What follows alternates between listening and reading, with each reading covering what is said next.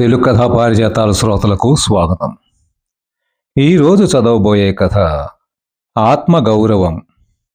ఈ కథ మాధురి అంతర్జాల మాసపత్రిక అక్టోబరు 2023న ప్రచురితమైంది. రచనా పఠనం ఎంఆర్వి సత్యనారాయణమూర్తి. కథ ఆత్మగౌరవం. కమలమ్మ మనసు చాలా ఆందోళనగా ఉంది. నిన్న ఆనందంగా గడిచిన సమయం ఆమె హృదయంలో ఇంకా చెరిగిపోలేదు. కానీ ఉదయం భూషణరావు ఫోన్ చేసి, "మీరు సాయంత్రం మా ఇంటికి వస్తే కొన్ని విషయాలు మాట్లాడాలి. తప్పకుండా రండి" అని ఫోన్ పెట్టేశాడు. అప్పటినుంచి కమలమ్మలో ఒకటే కంగారు, ఆందోళన. కూతురుతో తన గోడు చెప్పుకుందామంటే సుప్రజ ఇంట్లో లేదు. ఆమె ఫ్రెండ్ సూర్యకళని ఆ రోజు పెళ్లి కూతురు చేస్తున్నారంటే వెళ్ళింది. పొద్దుపోయాక వస్తానని చెప్పింది. సుప్రజ కమలమ్మకి ఒక్కతే కూతురు. బీటెక్ చదివి సాఫ్ట్‌వేర్ ఇంజినీర్‌గా పనిచేస్తోంది. వాళ్ళ కంపెనీలోనే పనిచేసే శ్రీధర్ సుప్రజని ఇష్టపడ్డాడు. పెళ్లి చేసుకుంటానని చెప్పాడు. సుప్రజకు కూడా పెద్దగా అభ్యంతరం లేకపోవడంతో కమలమ్మే శ్రీధర్ వాళ్ళ ఇంటికి వెళ్ళి పిల్లని చూసుకోవడానికి రమ్మని చెప్పింది. నిన్ననే శ్రీధర్ వాళ్ళ నాన్న భూషణరావు, అమ్మ శాంతకుమారి కమలమ్మ ఇంటికి వచ్చి సుప్రజని చూశారు. అమ్మాయి తమ అబ్బాయి కంటే అందంగా ఉండడం, జీతం కూడా తమ అబ్బాయి కంటే ఎక్కువగా ఉండడం వారికి బాగా నచ్చింది. మంచి ముహూర్తంలో పెళ్లి జరిపిద్దామని భూషణరావు అనడంతో కమలమ్మ చాలా సంతోషించింది. సాయంత్రం 4 గంటలు కాగానే ఆటో మీద భూషణరావు ఇంటికి వచ్చింది కమలమ్మ. కుశల ప్రశ్నలయ్యాయి. రమ్మని కబురు చేశారు, నెమ్మదిగా అంది కమలమ్మ. అవునండి, మా అబ్బాయికి చాలా సంబంధాలు వచ్చాయి. 50, 60 లక్షల కట్నం కూడా ఇస్తామన్నారు. కానీ మా వాడు మీ అమ్మాయినే ఇష్టపడడంతో మేము మా ఆలోచనల్ని మార్చుకోవాల్సొచ్చింది. కట్నం లేకుండానే మీ అమ్మాయిని మా కోడలుగా చేసుకోవాలని నిర్ణయించుకున్నాం అని ఒక్క క్షణం ఆగాడు. భూషణరావు ఇంకేం చెబుతాడా అని ఆతృతగా అతనికేసే చూస్తోంది కమలమ్మ. అయితే ఈ పెళ్లి జరగాలంటే మావి 2 కండిషన్లున్నాయి. 1, మీరు మీ భర్త పీటల మీద కూర్చుని కన్యాదానం చేయాలి. మీరిద్దరూ విడిగా ఉంటున్నారని చెప్పారు. మీ బంధువుల చేత కన్యాదానం చేయిస్తే మా బంధువుల ముందు మాకు చాలా ఇబ్బందిగా ఉంటుంది. తల్లే మొగుడితో పడక వేరేగా ఉంటోంది. రేపు ఈ పిల్ల మాత్రం కుదురుగా ఉంటుందా అని మమ్మల్ని ప్రశ్నలతో వేధిస్తారు. అటువంటి పరిస్థితులు తలెత్తకుండా మీ భార్యాభర్తలు ఇద్దరూ కలిసి ఉండాలి. రెండవది, మీరు ప్రస్తుతం నడుపుతున్న కమలమ్మ కర్రీ పాయింట్ మూసేయాలి. ఏవయ్యా భూషణం, మీ వియ్యపురాలు కర్రీ పాయింట్ నడుపుతోందా?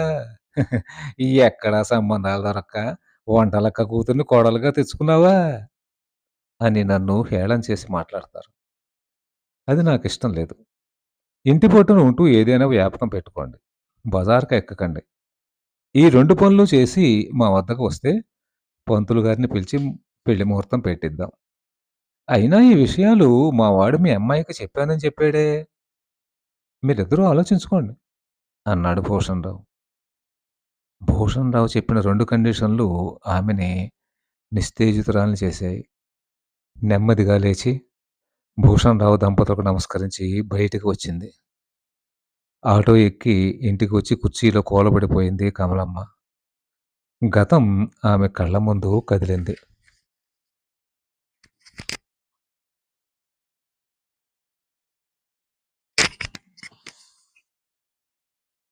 కమలమ్మ చక్రధరల పెళ్లి గుళ్ళో నిరాడంబరంగా జరిగింది. చిన్నప్పుడే తల్లిని తండ్రిని పోగొట్టుకున్న కమలమ్మని ఆమె మేనమామ నరసింహం పెంచి పెద్ద చేశాడు. ఊళ్ళోనే కాలేజీ ఉండడంతో కమలమ్మని డిగ్రీ చదివించి దూరబంధువైన చక్రధర్‌తో పెళ్లి చేశాడు నరసింహం. డిగ్రీ చేసిన చక్రధర్ శివపురంలోని రైస్ మిల్లులో అకౌంట్లు రాసేవాడు. రైస్ మిల్ యజమాని వెంకటరెడ్డి చక్రధర్‌కి జీతం బాగానే ఇచ్చేవాడు. కూతురు పుట్టిన 3 ఏళ్ల వరకు కమలమ్మ, చక్రధరల సంసారం ఒక సాఫీగానే నడిచింది. కనకరత్నం రైస్ మిల్లులో కూలీగా చేరినప్పటి నుంచి కమలమ్మ కాపురంలో కలతలు రేగాయి. చక్రధర్ ఇంట్లో ఖర్చులకిచ్చే డబ్బులు తగ్గించి తన షోకులకి ఎక్కువ ఖర్చు పెట్టడం ప్రారంభించాడు. తరచూ రెడీమేడ్ బట్టలు కొనుక్కోవడం, విదేశీ సెంటు బాటిల్స్ వాడడం మొదలుపెట్టాడు. అది చూసింది కమలమ్మ. "ఏవండీ, మనకి ఆడపిల్ల ఉంది. ఇప్పటినుంచి పొదుపు చేస్తే దాని చదువుకి, పెళ్ళికి మనం అప్పులు చేయాల్సిన అవసరం ఉండదు. మీ దుబారా ఖర్చులు మానండి" అంది ఒకరోజు. "ఏమిటి? మన అమ్మాయికి ఇంకా 3 ఏళ్లే గదా! అప్పుడే కంగారు పడతామే? మా రైసు మిల్లు పెద్దది చేశారు. ఇతర రాష్ట్రాలకు కూడా బియ్యం ఎగుమతి చేస్తున్నాం. పెద్ద పెద్ద వాళ్ళు మిల్లుకు వస్తున్నారు. స్టాఫ్ అందరినీ నీటుగా ఉండాలని రెడ్డి గారు చెప్పారు. అంతే" అంటూ హడావిడిగా బయటకు వెళ్ళిపోయాడు చక్రధర్. 6 నెలలు జరిగాక రైస్ మిల్ గుమాస్తా నాగిరెడ్డి భార్య వెంకటలక్ష్మి కూరగాయల మార్కెట్‌లో కలిసినప్పుడు కమలమ్మ గుండె మండిపోయే విషయం ఒకటి చెప్పింది. "అక్కా, మీ ఆయన మన మిల్లులో పనిచేసే కనకరత్నంతో కలిసి 2, 3 సార్లు తణుకు సినిమాలకు వెళ్ళాడంట. మా పక్కింటి భాగ్యం చెప్పింది. నువ్వు ఉదాసీనంగా ఉంటే నీ కాపురం 2 ముక్కలవుతుంది. జాగ్రత్త" అంది వెంకటలక్ష్మి.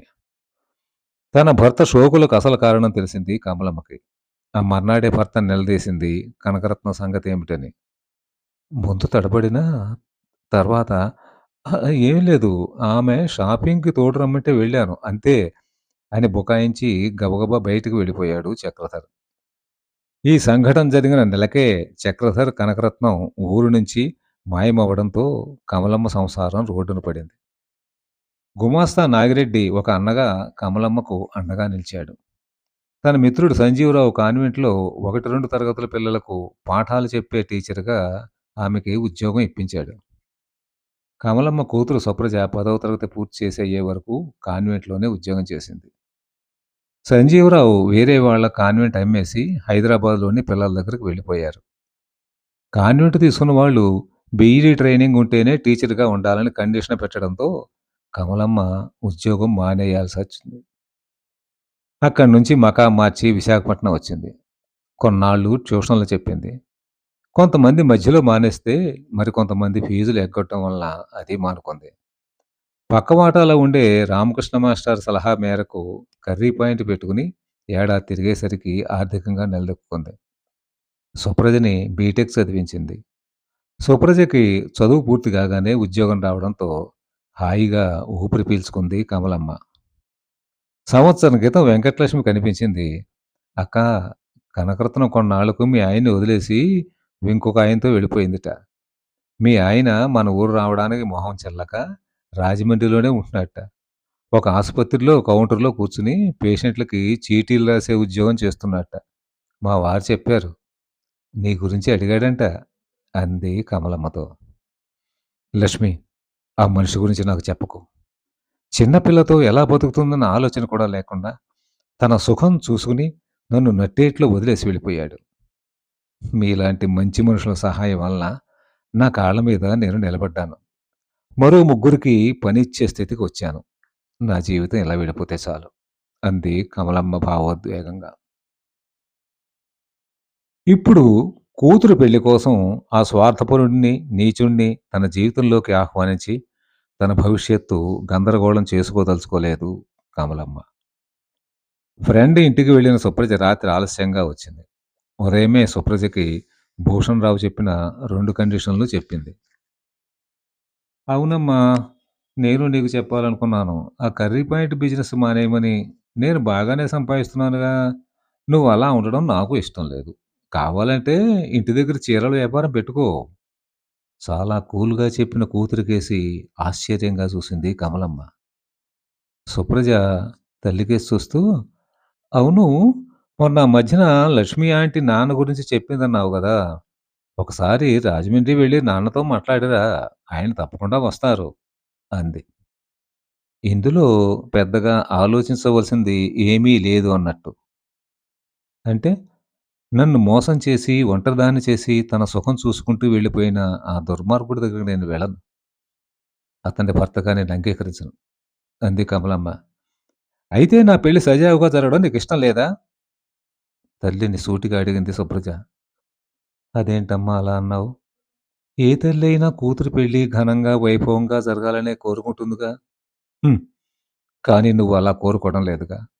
నీ పట్టుదలే నీకు ముఖ్యమని భావిస్తున్నావు. నీ ఇగో దెబ్బతింటుందని అనుకుంటున్నావు. నా మంచి నీకు పట్టడం లేదు. నా మీద నీకు ప్రేమ లేదనిపిస్తోంది. నిష్ఠూరంగా అంది సుప్రజ. అది కాదమ్మా!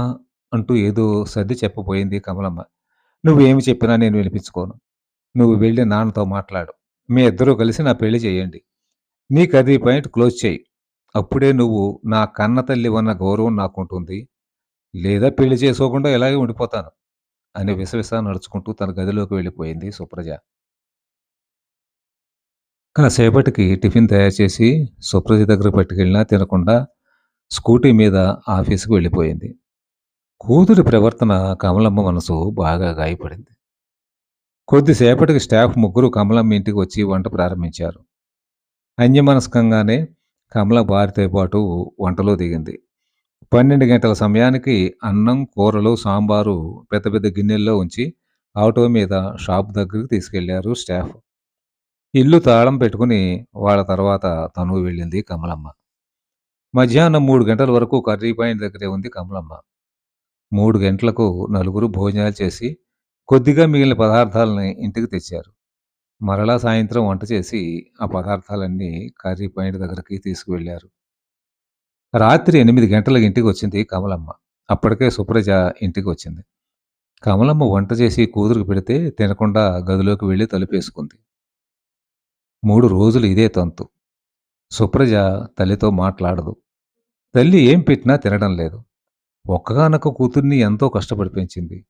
సుప్రజకు టైఫాయిడ్ జ్వరం వచ్చి పూచిక పుల్లలా అయిపోతే ఆమెకు తగ్గాలని ఎన్నో మొక్కులు మొక్కుకుంది. అందులో ఒకటి ద్వారకా తిరుమల నడిచి వస్తానని. సుప్రజకు తగ్గి బాగా కోలుకున్నాక 80 కిలోమీటర్లు నడిచి ద్వారకా తిరుమల వెళ్లి వెంకటేశ్వర స్వామిని దర్శించుకుని వచ్చింది. అంత ప్రేమగా, అపురూపంగా చూసుకున్న తనని, "నీకు నా మీద ప్రేమ లేదు. నా గురించి నీకేం పట్టడం లేదు" అని కూతురు నింద చేస్తుంటే తట్టుకోలేకపోతోంది కమలమ్మ. తల్లి మీద మమకారం, ప్రేమ కన్నా తన పెళ్లి, తన సౌఖ్యం కోసమే కూతురు పట్టుదలగా వ్యవహరిస్తోందని కమలమ్మకి అర్థమయ్యింది. అవును. ఆ తండ్రి కూతురే కదా! అందుకే తన సుఖ సంతోషాలకే ప్రాధాన్యత ఇస్తూ తల్లి ఆత్మగౌరవాన్ని పాతాళంలోకి తొక్కేస్తోందని గ్రహించింది కమలమ్మ. రాత్రి అలా ఆలోచిస్తూనే ఉంది. పొద్దుపోయాక ఒక నిర్ణయానికొచ్చింది కమలమ్మ. వేణుగోపాల స్వామి గుడి ముందు ఆటో దిగారు భూషణరావు, శాంతకుమారి, శ్రీధర్. కమలమ్మ ఫోన్ చేసి గుడి దగ్గరకు ఎందుకు రమ్మందో ముగ్గురికి అర్థం కాలేదు. లోపలికి వెళ్ళగానే గుడి మండపంలో కనిపించారు కమలమ్మ, సుప్రజ. కమలమ్మ ఎదురెళ్ళి వారికి నమస్కరించి మండపం దగ్గర తీసుకొచ్చింది. సుప్రజ పక్కనే ఇద్దరు వ్యక్తులు ఉండడం గమనించారు భూషణరావు, శాంతకుమారి. కమలమ్మ భూషణరావు కేసి తిరిగి, "అది చూడండి భూషణరావు గారు, సుప్రజను మీ ఇంటి కోడలుగా చేసుకోవాలంటే ఆమె తల్లిదండ్రుల పీటల మీద కూర్చుని కన్యాదానం చేయాలని మీరన్నారు. మీరు కోరిన విధంగానే జరుగుతుంది" అంది కమలమ్మ. ఆమెకేసి ఆశ్చర్యంగా చూశారు భూషణరావు దంపతులు. చిన్నగా నవ్వింది కమలమ్మ. "అవును సార్. ఇంత క్రితమే మా అమ్మాయి సుప్రజని ఆమె అంగీకారంతోనే రామకృష్ణ మాస్టర్ దంపతులకు దత్తత ఇచ్చాను. వీరే వారు.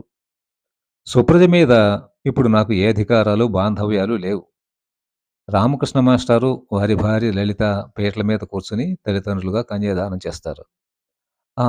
ఇంకో విషయం అండి.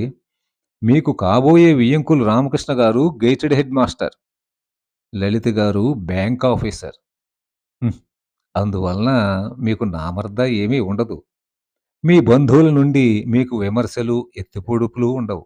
ఏమంటారు?" అంది కమలమ్మ. సమాధానం చెప్పకుండా తలదించుకున్నాడు భూషణరావు. సుప్రజ వైపు 2 అడుగులు వేసి ఆమె మొహంలోకి సూటిగా చూసింది కమలమ్మ. ఆ చూపుల ధాటికి తట్టుకోలేక తలదించుకుంది సుప్రజ. "చూడమ్మా సుప్రజ, ఇప్పుడు నేను నీకు తల్లిని కాదు. కేవలం జన్మనిచ్చిన తల్లిని మాత్రమే. నువ్వు గతంలో నన్నో ప్రశ్న వేశావు. నువ్వంటే నాకు ప్రేమ లేదని, నీ గురించి పట్టించుకోవడం లేదని. నీ చిన్నతనం నుంచి మగదిక్కు లేకుండా ఈ సమాజంలో ఎన్ని బాధలు పడ్డానో, ఎన్ని కష్టాలు, అవమానాలు ఎదుర్కొన్నానో నీకు తెలుసును.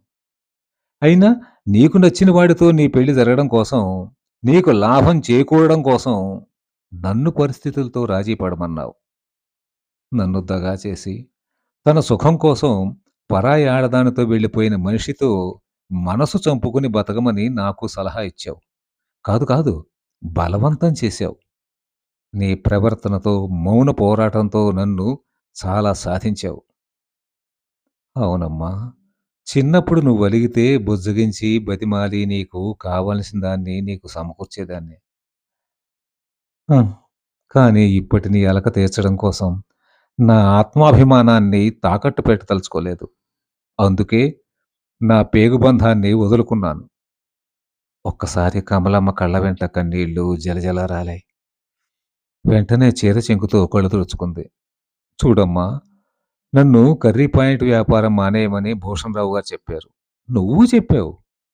నిన్ను ఉన్నత చదువు చదివించానంటే ఈ కర్రీ పాయింటే కారణం. అది నీకు తెలుసు. మరొక్క విషయం. నా మీద ఆధారపడి 3 కుటుంబాలు జీవిస్తున్నాయి ఈ కర్రీ పాయింట్ గొడుగు కింద. నా స్వార్థం కోసం ఆ బడుగు జీవుల్ని, నిరాధారాల్ని చేయదలుచుకోలేదు. అందుకే ఆత్మీయులైన ఆ 3 కుటుంబాలతో కలిసి ప్రశాంతంగా జీవించాలనుకుంటున్నాను. ఇక్కడే ఉంటే మీకు ఇబ్బందిగా, నామోషీగా ఉంటుందని నాకు తెలుసు. వేరే చోటుకి వెళ్ళిపోతున్నాను. సుప్రజ, నువ్వు పిల్లా పాపలతో సుఖంగా ఉండాలని కోరుకుంటున్నాను. నీ తల్లి కాని తల్లి కమలమ్మ. అంది కమలమ్మ బాధగా. రామకృష్ణ మాస్టర్ కేసి తిరిగి, మాస్టారు, మీకు నేను చాలా రుణపడి ఉన్నాను. సెలవు అని మాస్టారుకి, లలిత గారికి నమస్కరించి గబగబా నడుచుకుంటూ గుడి బయటకు వచ్చింది కమలమ్మ. అప్పటికే అక్కడికి వచ్చిన వ్యానులో ఆమె సిబ్బంది కూర్చుని ఉన్నారు. కమలమ్మ గుడి శిఖరం కేసి తిరిగి నమస్కరించి వ్యాన్ ఎక్కింది. వ్యాను ఆ నలుగురు జీవితాల్లో కొత్త వెలుగులు నింపడానికై వేగంగా పరిగెడుతోంది గమ్యం కేసి. కథ సమాప్తం. కథ మీకు నచ్చితే లైక్ చేయండి, షేర్ చేయండి, సబ్స్క్రైబ్ చేయండి. ధన్యవాదాలు.